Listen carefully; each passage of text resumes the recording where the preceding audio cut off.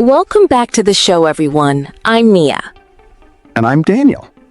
Today, we're covering useful presentation phrases, how to open strongly, how to transition smoothly between points, and how to close with real confidence. This is such a genuinely valuable, practical topic, since these specific phrases show up constantly, whether it's a small team meeting or a large formal conference presentation. Imagine standing in front of a room full of, senior executives.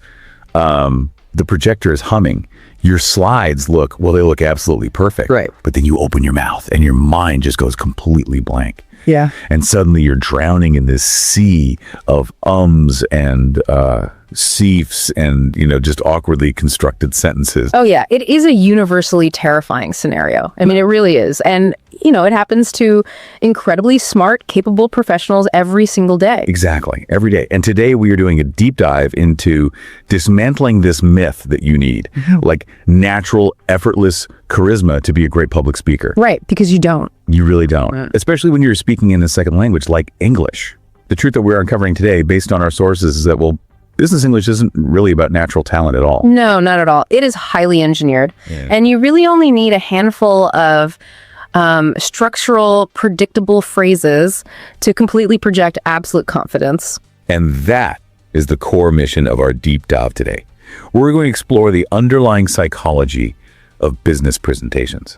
Yeah, because when you understand how an audience's attention span actually works, you realize that a presentation is not some spontaneous work of art. It's a structured routine. It's a routine. Right. So we are going to walk through the exact English phrases you need to manage the audience's psychological load. From the opening through the transitions all the way to the unpredictable question and answer session. I really want to frame this for everyone listening, because learning these specific presentation phrases, it's a lot like pouring the concrete foundation for a house. Oh, I like that. Yeah, because if you're presenting in a second language, your brain is already working overtime, right? Just translating your ideas. Exactly. It's a heavy cognitive load. Right. But if you memorize a solid framework of these anchor phrases, you never have to worry about the walls caving in. You can just, lean on that structure and focus entirely on your message. That foundation is what prevents the panic. I mean, when the structure of your English is automatic, you regain the brain power, the bandwidth to actually connect with the people in the room. So let's start pouring that concrete. Let's do it. Let's look at the first 60 seconds. The audience is settling in. Yeah. They're judging your credibility, honestly, and you need to take control gracefully. So what is the psychological goal of our very first phrase? Well, the primary goal in those opening seconds is to establish a positive power dynamic and to show respect. Okay. And the standard, highly expected phrase to achieve this in English is simply, "Thank you all for being here." Thank you all for being here. Yes. It's incredibly basic vocabulary, but I assume the impact goes beyond just, being polite. Absolutely. I mean, in a professional environment, an audience is giving you their most valuable asset, which is their time. Right. Time is money. Exactly. So by explicitly acknowledging that time right out of the gate, you immediately lower their defensive filters. You aren't demanding their attention. You are appreciating their presence. Oh, I see. It sets a collaborative tone before you even introduce a single beta point. Okay. So we've lowered their initial guard. We've said, thank you all for being here. Now we have to introduce the actual topic. Right. And often, non-native speakers might say something like, today I will present my report. Right. Which always feels a little bit stiff to me. Sounds like a college lecture. It does sound like a lecture. Yeah. And that creates distance between you and the audience. A much more effective conversational alternative is the phrase, "Today I'll be walking you through." Today I'll be walking you through. Let's isolate that for a second, because the imagery there is really great. Yeah. Today I'll be walking you through. It reminds me of like a museum guide. Oh, that's a perfect analogy. Yeah, because a great guide doesn't stand at the front of the room and lecture at you. They walk beside you and look at the art with you. Exactly. Walking you through removes the barrier between the expert presenter and the passive audience. It signals a shared journey. So whether you say, "Today I'll be walking you through our quarterly sales," or "Today I'll be walking you through the new software," you are positioning yourself as a helpful guide, not a demanding authority figure. I really like that framing. It's very warm. Now, once we introduce the topic, we hit what seems to be a non-negotiable rule in business English. Yes. You have to state your structure out loud. The phrasing we are looking at from the sources is, I'll start with, then move on to, and finally wrap up with. Yes, you are explicitly mapping out the journey. So you might say, I'll start with the background, then move on to the data, and finally wrap up with our next steps. Okay, here's my question though. Because if everyone in the room has a printed agenda, or, if I have a slide that literally shows the table of contents right there on the screen, Right. why do I need to spend the time saying, I'll start with, then move on to, and finally wrap up with? Isn't it redundant? It might seem redundant on paper, but neurologically, it is absolutely essential. Yeah, this comes down to cognitive load theory. When an audience doesn't know your plan, a portion of their brain is constantly working in the background trying to guess where you are going. Oh, right. They're sitting there wondering, how long is this going to take? When is she going to talk about the budget? So they're distracted by their own anticipation. Exactly. But when you provide a clear verbal map, you eliminate that distraction completely. You answer those background questions immediately. Wow. Okay. And then the audience can relax their executive functioning and devote 100% of their attention to your actual content. It's kind of the difference between kidnapping someone in a car and taking them on a road trip. Kidnapping. Well, yeah. If you just start driving, they're anxious, they don't know where they're going. But if you give them the verbal map, first the highway, then a lunch stop, then the beach, they can just sit back and enjoy the scenery. Precisely. You are managing their psychological state through clear English structure. Okay, so we've successfully launched the presentation. The audience is relaxed, but as we hit, say, the 10 or 15 minute mark, a new challenge emerges, right? Attention fatigue. Oh, yes. People start drifting, they're checking their phones. How do we keep them on track when we are moving between complex ideas? This is the critical middle phase. Transitions are where a presentation either flows beautifully or feels completely disjointed. Right. So let's start with visual transitions, because business presentations rely heavily on charts and graphs. Right, and you want to synchronize what you are saying with what they're seeing on the screen. Exactly. The foundational phrase for grounding the audience visually is, as you can see. As you can see. It is simple, but it is a direct command to their visual cortex, as you can see on this graph, or as you can see from these numbers. Yeah. It forcibly bridges your spoken English with the visual evidence on the screen, ensuring everyone is focusing on the exact same detail at the exact same moment. That makes perfect sense for visuals. But what about conceptually shifting from one topic to the next? Because the material we are analyzing highlighted two specific transition phrases here, and I kind of want to push back on this a bit. Okay, go ahead. They list, moving on to, and they also list, which brings me to my next point. Now, in a real everyday corporate setting, do people actually notice the difference between those two phrases? I mean, don't they just mean the same thing? It is a subtle difference, I'll admit, but the most persuasive speakers use it very intentionally. They do not mean the same thing. Really? Yeah. Moving on to is a hard boundary. It signals a complete change in subject. Okay. So let's say you have entirely finished talking about product design, and now you're talking about the marketing budget. Yeah. You say, moving on to the marketing budget. It tells the audience they can mentally close the previous file folder. A clean break. Okay, moving on to is a clean break. Then how does, which brings me to my next point, function differently? Which brings me to my next point, establishes a causal link.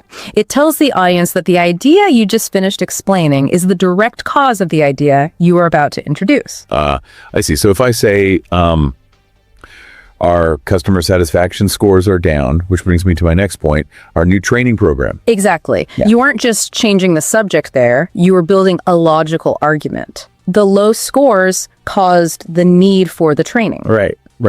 So when you use, which brings me to my next point, you are subconsciously guiding the audience to see the logic in your business strategy. It makes your English sound incredibly fluent and highly analytical. That is a fascinating nuance. We are managing their logic, not just their attention. Yes. But speaking of attention, let's talk about the reality of a long meeting. Even with perfect transitions, someone is going to zone out and start thinking about their weekend plans or what they're having for lunch. It's inevitable. Right. So how do we pull them back without being aggressive? You need to build in moments of cognitive relief. You do this with mid-presentation recaps. And one of the most effective phrases for this is, now that we've covered. And now that we've covered, now that we've covered the European market, let's look at Asia. Yes, it acts as a mental checkpoint. It gives anyone who's spaced out a chance to catch up, and it solidifies the information for everyone else. That's helpful. Another highly effective phrase for this is to sum up. Wait, to sum up, Yeah. If I hear someone say to sum up, I immediately start packing up my laptop because I think the meeting is over. Can you really use that in the middle of a speech? You know, it is a very common misconception that summarizing is only for the end. You can absolutely use to sum up mid-presentation to consolidate a complex section before introducing new heavy information. Really? Yeah, for instance, you could say, to sum up the financial risks we've identified so far, now let's look at the potential rewards. It keeps the audience anchored. Oh, I like that. It's kind of like saving your progress in a video game before fighting the next boss. Exactly. You're securing the knowledge. That's a great way to look at it. And it is much better than getting to the end of a 30-minute presentation and realizing the audience lost the thread at minute 10. Okay, so we've managed the middle phase. We are approaching the end of the presentation. What is the psychological mechanism for a strong closing? Because there's a concept in psychology, the peak end rule, right? Yes, the peak end rule. Which says people primarily remember the most intense moment of an experience and the very end of it. And that rule is exactly why your conclusion has to be flawless. You cannot just abruptly stop talking. You have to prepare the audience's brain for closure. Okay. So you initiate this final phase with the phrase, before I wrap up. Before I wrap up, it's a gentle warning system. Exactly. Before I wrap up, I want to highlight one more crucial metric. When an audience hears that the end is near, their attention naturally spikes. They wake up. Oh, true. You use this phrase to harness that final spike in attention for your most critical piece of information. And once you deliver that final point, how do you decisively stick the landing? You use the most definitive phrase available. So, to conclude, no ambiguity there at all. None.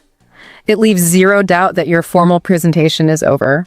It prompts the audience to shift gears, mentally file away your core message, and prepare themselves for the next phase. Which brings us to the next phase. Yes, it does. The absolute wild west of any presentation, the Q&A. The scary part. Yeah, because you can memorize your opening, your transitions, your conclusion.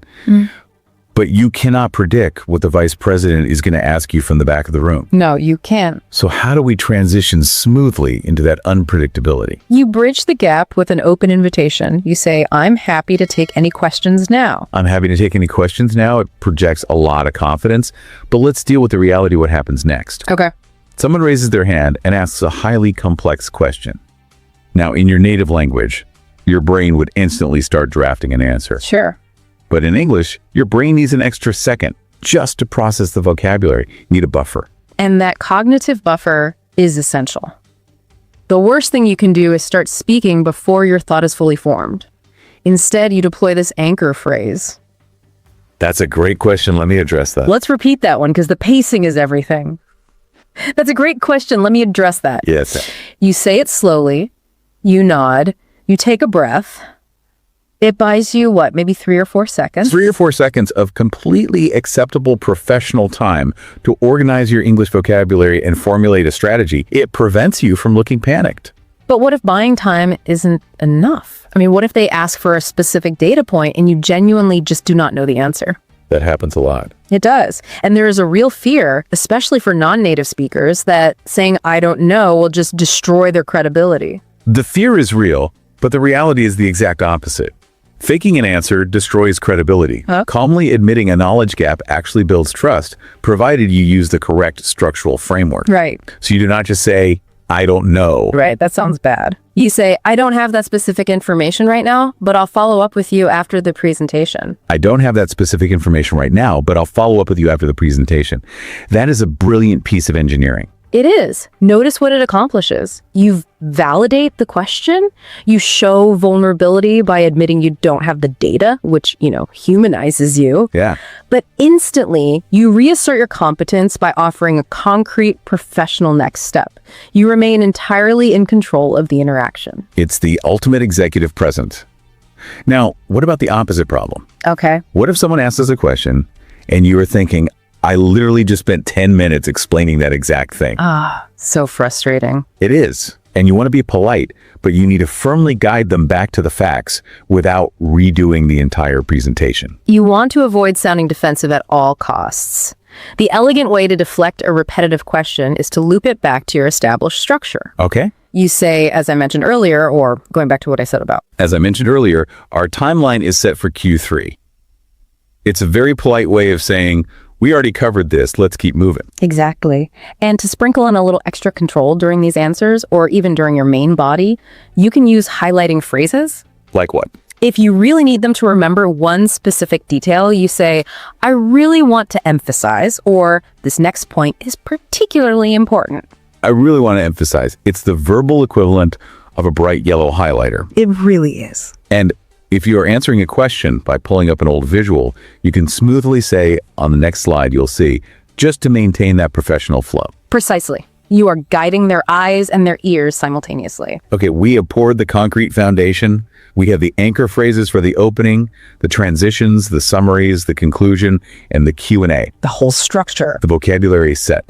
But there is one final crucial element we need to discuss. And it actually has nothing to do with the English words you choose. Oh. It's about what you do in the spaces between those words. Yes. This brings us to the psychology of pacing, and specifically the challenge of filler words. The ums, the acaris, the you knows. Everyone struggles with this. Yeah. I mean, native speakers do too.